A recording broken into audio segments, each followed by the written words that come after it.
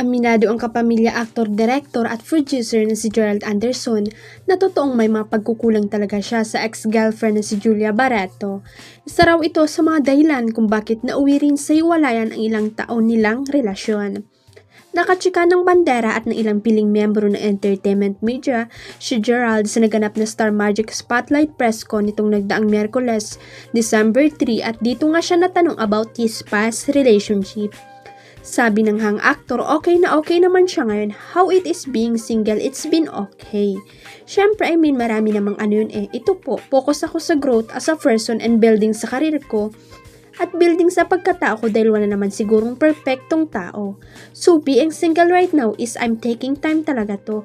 You know, pag-aaralan ko ba ang mga pwede ko pang i-improve bilang isang tao, payag ni Gerald.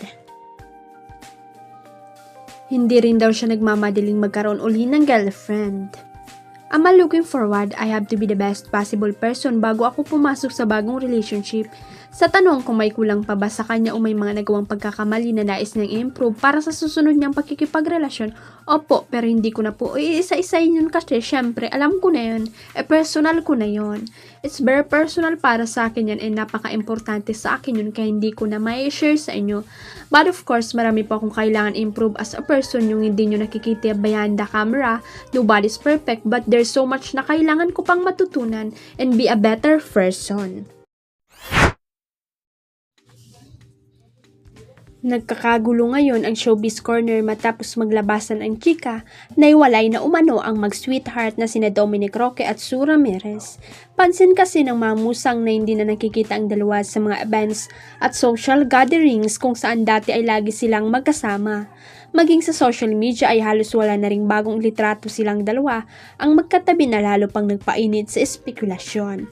May ilan pang netizen na nagkomento na parang may mali dahil parehong unusually tahimik ang dalawang online. Dahil dito kumalat ang chismis na baka talagang nagiwalay na ang couple pero may mga defender naman na nagsasabing hindi dapat pangunahan ang sitwasyon. Anila na posible raw na may tampuan lamang o kaya ay pareho lang busy sa kanilang project. Samantala, umaasa naman ang Dumso fans na hindi totoo ang balita. Sa ngayon, parehong tikom ang bibig ng dalawa sa naturang chismis. Huwag kalimutang i-click ang subscribe button at i-ring ang notification bell para sa latest at legit chika updates.